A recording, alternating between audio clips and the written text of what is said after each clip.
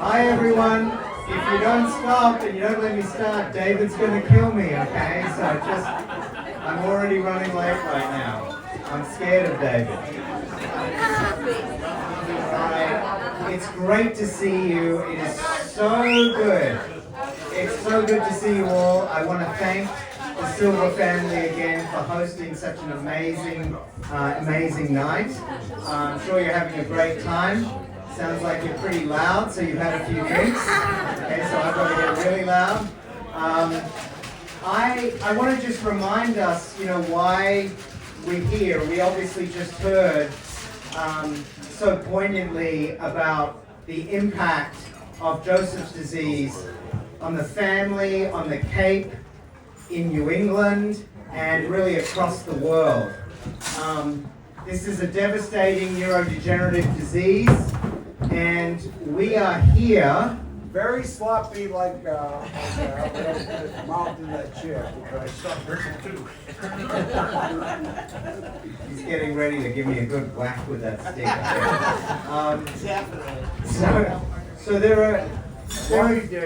are three things, right, that bring us all together with the Silva Ataxia Foundation.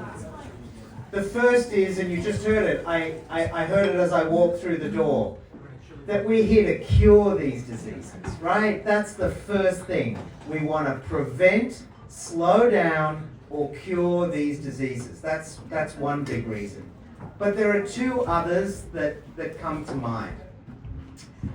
The first is that we want to help the community. That's either the community of patients or the community of caregivers, the community of scientists, or the community of doctors. Okay, so when I tell you what we've been doing this year, I want you to keep that in mind, that it's not just for here. We want to make sure that what we do with the Silva Ataxia Foundation is long lasting. And that there's really a distribution of what we do. If you're going to give us resources, they can't just be for Harvard Medical School or Brigham and Women's Hospital. They need to be shared so that as many good people get to work on this problem as possible. And the third thing that I think is really critical is that whatever we do here, needs to be sustainable. We can't just, I am so grateful for the funds that we've generated through all of your generosity in the last few years, but we need to use those data points that we gather thanks to you guys. We need to use those for additional grants, additional collaborations to make this bigger than what we put into it. Does that make sense? Yeah. So it's in the framework of these three things that I want to tell you a little bit about what's been happening 2023 to 2024. And I want to highlight how what we've done really fits into these three categories. So the first thing is, last year you might remember, we achieved something that was really tremendous, and it was the first time that we didn't just make human stem cells from patients with Joseph's disease, but we used a technique, you might remember the name, CRISPR, and we genetically corrected the mutation in the stem cells from Veronica and Mark Silva's cells, okay? So that means, that was last year, thank you. I'll take it, but that was last year. And we worked on for 2 years to do that, with your support. And it's an incredibly unique set of reagents. What does this mean, right? So it means that when I go around the room, I'll just remind you that if I took a little piece of skin, even a piece of hair, I can turn that back in time now to an embryonic stem cell-like cell called an iPS cell, and then make mini brains and neurons out of it. But the thing is, if I did it from everyone here, we'd all have different cells and we wouldn't know what was important and what wasn't. But by taking Veronica and Mark's cells and genetically correcting the mutation, we have their cells compared to their cells with the Joseph disease mutation corrected, right? So it's a perfect, it's apples and apples control. And that's what a lot of people in the community were waiting for. But people had been working on Joseph's disease a long time before I came along. And one of the pioneers in this space is Hank Paulson at the University of Michigan. So I remember 3 years ago ringing him up from this function and saying, Hank, if I genetically corrected these mutations, would that be useful to you? And he said, absolutely. So I'm going to now show you a picture of Hank and say that he is now working on Veronica and Mark's cells in his lab. And he's written with his assistant professors, he's written 2 NIH grants with us, but mostly from their group, to really get additional funding, test drugs, and do some things that he's really, really well set up to do. So that's one of our missions, not just to make these stem cells and reagents, and of course we can work on them ourselves, but to immediately before publication share them with other great people. And Hank and Carmo, who works with him, are really amazing, and so I'm really delighted that he has taken these cells. So that's achievement 1. Achievement 2 is really remarkable. So I'll share this with you, that I'll share this little picture here with you. Cerebellar ataxia, is a general term that refers to what happens when you drink too much, but also when you get conditions, okay? And you know that one of those conditions is Joseph's disease. Why does alcohol cause the same phenomenon as Joseph's disease and a whole range of diseases called ataxia? Because they hit a small part of the back of the brain called the cerebellum. And this has been troubling me for a while because I do stem cell work, but it's really hard to make a little cerebellum from someone's stem cells. So you can see it here at the back of the brain. It's got this, if you were to cut into the brain here, you would see this beautiful leaf-like structure. These are called cerebellar folia. They look like fern leaves, so they're called folia. And you can see there's this beautiful structure here, and this is one of the most complex parts of the brain. And the reason it's so complex is there are these brain cells that we call neurons that are called Purkinje cells, named after a scientist, Purkinje, and you can see how incredibly difficult they are to even visualize. One Purkinje cell in the cerebellum can connect with 50,000 other brain cells. And if you think that there are thousands and thousands of these cells sitting in our cerebellum, and they each connect with 50,000 cells, you can imagine it's really difficult to make them in the lab.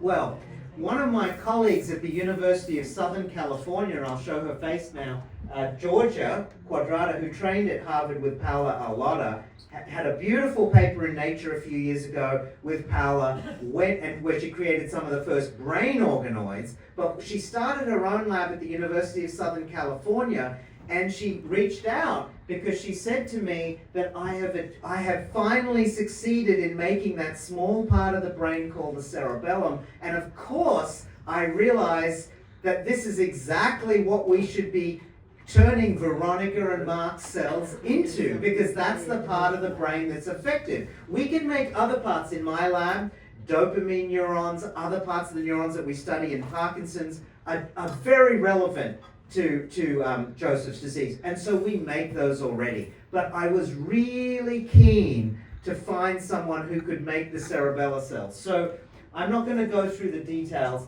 but this is how she patterned these little cells in the dish, and she, for 3 or 4 years of work, she essentially turned those into the brain cells. And I won't show you pictures, but she even has visualized their firing, and they fire exactly like Purkinje cells, and they look like Purkinje cells, they sound like Purkinje cells, and they are Purkinje-like cells, the closest we've ever done.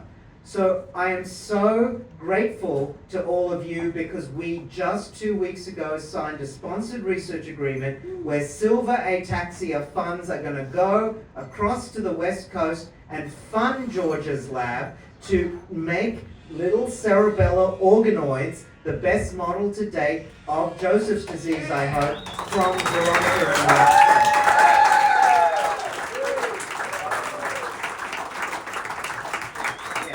I think it's really exciting, not my work. but good on them for doing this. She's an amazing scientist. So then I want to talk about therapy, okay? Indulge me, David. Am I okay for just a few more minutes? Okay. So just you know what to do. Just pick up the stick. So gene therapy, right? So we are really interested in developing genetic medicines for Joseph's and related disorders.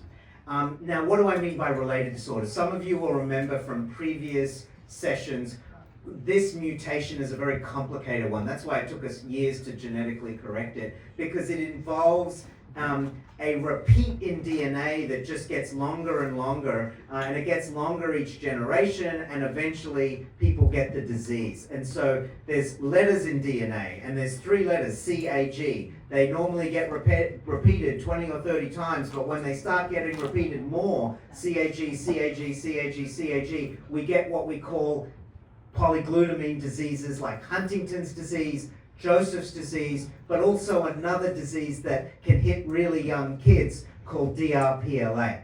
So we decided, other companies were working on Joseph's disease. We wanted to learn how to make gene medicines for diseases like this, and we met a young boy called Tayson who was 14, who had a disease like this, and he had severe ataxia and severe seizures. Okay, and no one was going to make a genetic medicine for him. So I teamed up with my colleague Tim Yu, who's a professor at Children's Hospital in Boston, who is a real expert in making genetic medicines. And I said, Tim, if you make the genetic medicine, I will make the human stem cells with Asha Koretska, the first Silva Ataxia Foundation fellow. Okay, you've been sponsoring her. She's an assistant professor now.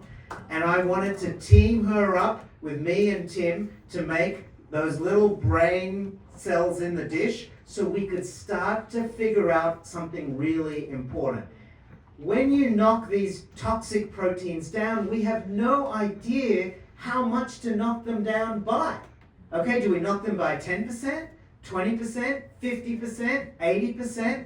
Companies don't know how to do this. And so one of the most disappointing things that happened last year was Biogen withdrew its genetic medicine for Joseph's disease.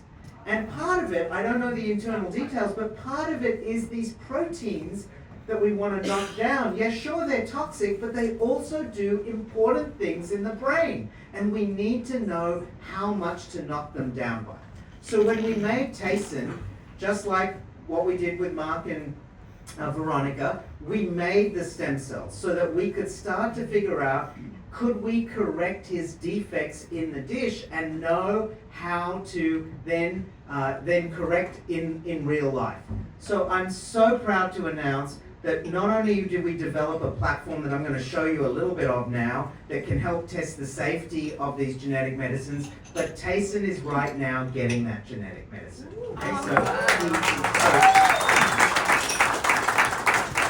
the company Ionis collaborated with us. They developed in parallel a genetic medicine. We developed a genetic medicine. We tested their medicine in the dish. It works like a charm. They are now giving him the drug. I don't know if it's too late for him, but I know we're going to learn a lot, and I think it's amazing that we have got this all the way into the clinic in just a couple of years. So let me show you the sorts of things. This is Asha Koretska. She is the first Silva Ataxia Foundation fellow. This is Tayson. Yeah. Okay, Tayson, we make skin cells from Tayson, turned them back in time to stem cells, made brain cells from them, and gave them the genetic medicine. Now remember I told you that Tayson gets seizures. So that was something we wondered. If he gets seizures in life, do his brain cells get seizures in the lab? So what I'm going to show you is that his brain cells actually get seizures. So first, before I show you that, I'm going to tell you something that's really important. We have developed, thanks to your support and Cure DRPLA, which is founded by Tayson's parents, we combined support to create a platform. Now you see, these are brain cells that we made from his skin, okay? And they look very healthy. Each of these is a brain cells crisscrossing and connecting with the other one. And this one has no treatment, This one just has a control treatment. This has one of the genetic medicines. Does anyone notice anything different about this one? It's toxic, okay? And what's really important, this is the one down here. These cells are growing fine, these cells are dying, okay? What's really important is that was not toxic in mice, it was only toxic in his brain cells. So this is a way for us to now say, we need to get rid of these treatments that are actually going to hurt us and enrich for the treatments that are going to help us, okay? So now I'll show you, that's the mouse that we're looking at. Now what we can do is just like, has anyone heard of an EEG? Okay, where we connect electrodes to the brain. What we can do is to the brain cells in the dish, these are his brain cells growing here, we can have them lit up in green, so every time they fire, we'll see a green, like a lightning bolt, hit them, okay? And we can put electrodes to measure the electrical activity. So now what I'm going to show you is, as we look, this is healthy neurons, that should say healthy. These are healthy neurons, and you can see they're firing. Okay, you see those little dots? Those are every time the neurons fire. It's like looking at an EKG or an EEG. We can actually see that. And you can see the pattern looks really random. It looks like it's just happening all over the place, which is what we expect to see in healthy brain cells. Now look at these ones from Tayson. Does anyone see the difference? Okay, they're bursting. They are not firing randomly like this. They are every so often, they're just all firing together.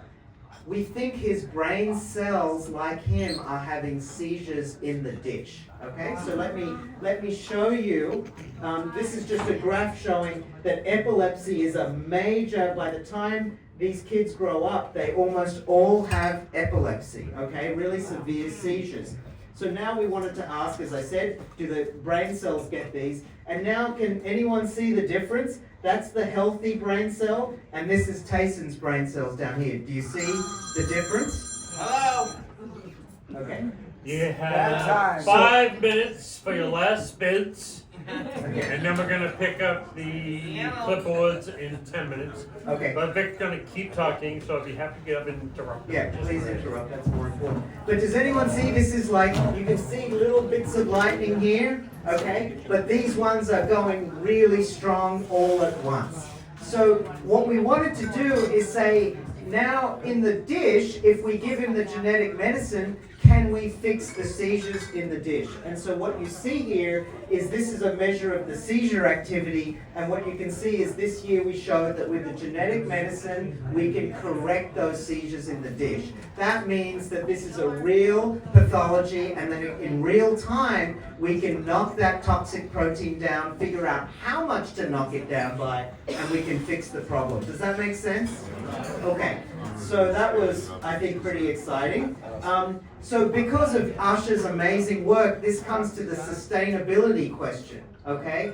Because she's doing this great work, companies are hearing about this. So there's a company in Europe that has a treatment that's going into the clinic for Joseph's disease because they heard of us doing this work with Tayson. They have now just signed a sponsored research agreement with Asha, not with me, but with Asha to test their drug in this model system that we've made. So they're going to learn more about the drug that they're designing for Joseph's disease and these other diseases. And so it's not just sustainability in terms of money, right? We have to train the next generation. So by you supporting our work, I've now been able to support Asha. She's now started her own lab and is doing sponsored research with other companies. That's what we need to do. Okay? And by the way, support women in science, right?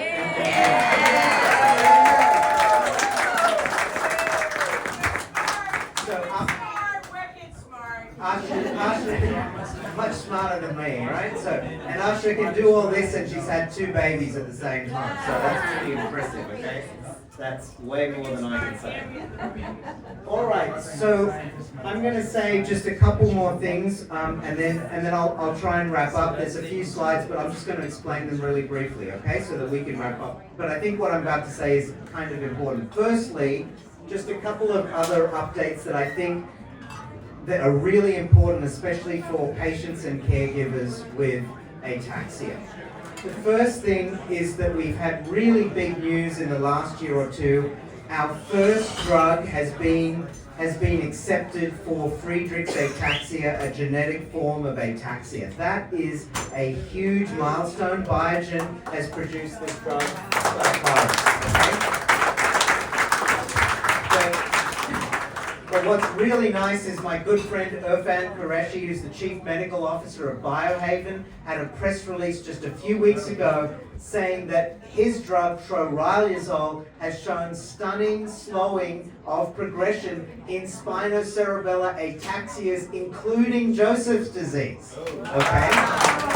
So I just talked to Irfan, and he told me that they're extending some of that trial for people with Joseph's disease, and my colleague Jeremy Schmarman is able to release that drug from Mass General Brigham. So I'm happy to facilitate and make a contact for people who want to try that drug. These things, we're going to have to wait in time to see if they're good for everyone, but it's amazing progress. We haven't seen data like this ever.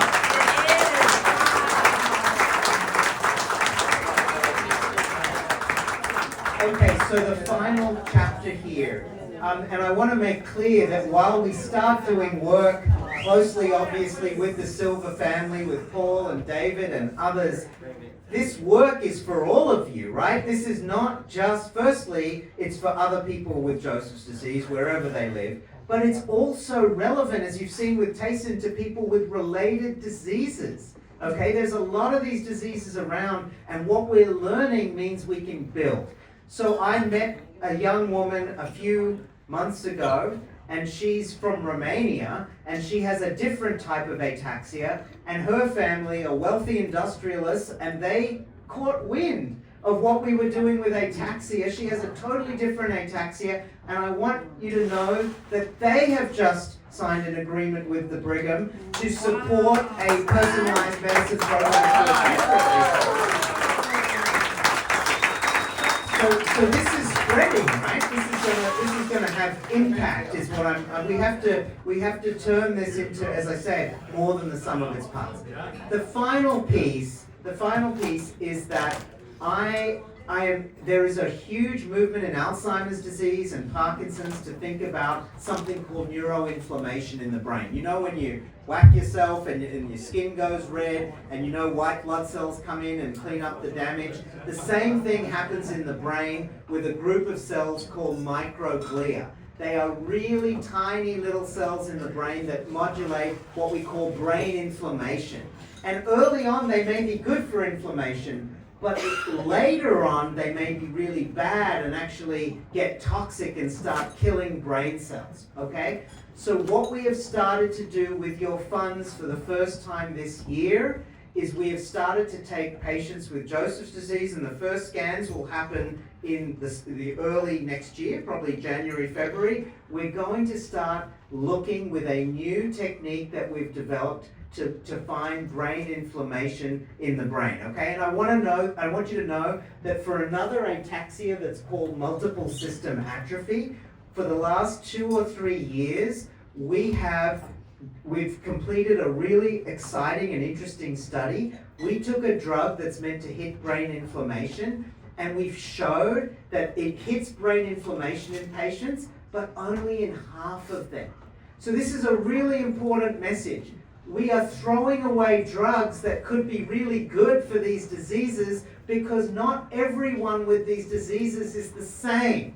This is a really important point. So what I want to show you is this lighting up of orange shows brain inflammation in this other ataxia.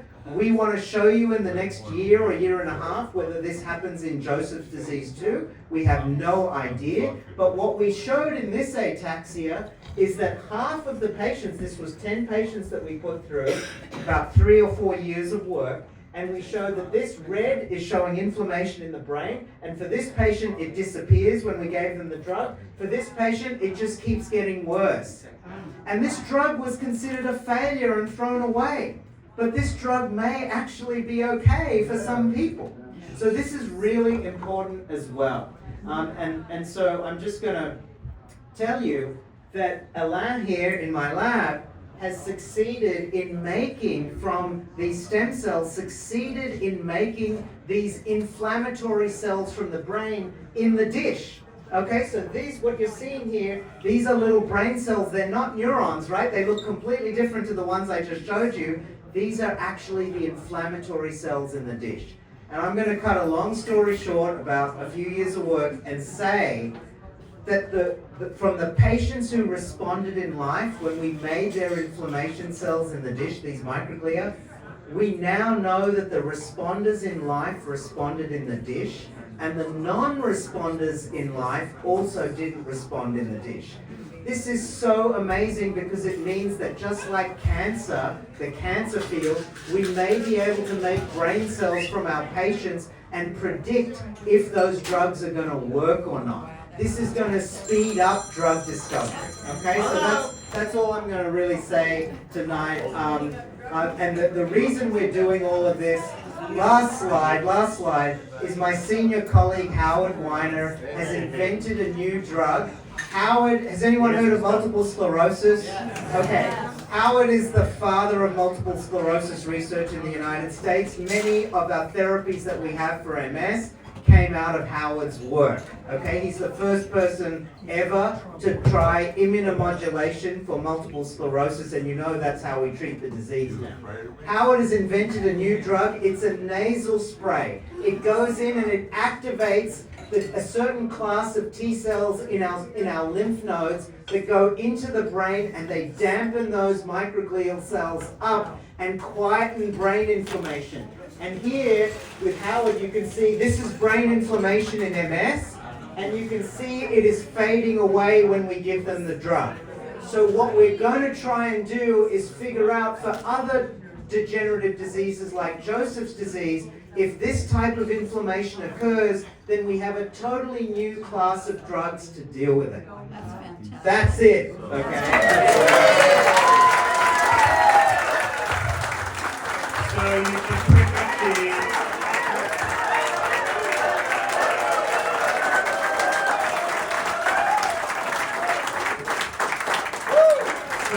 such great news. If you ever get a chance, you have questions for Dr. Vic, just take the slide down. But my nieces and nephews, you can pick up the clipboards. The auction's closed.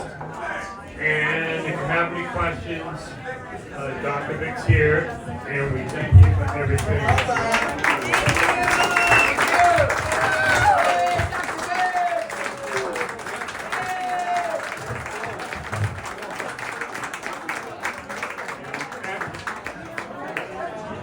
And actually, if you want to test this stuff in January and February, we have to open a lab in Puerto Vallarta.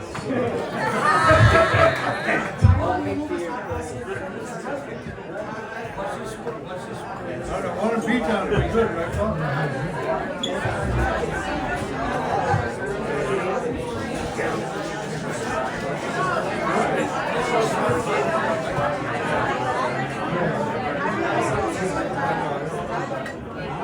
If anyone has questions, please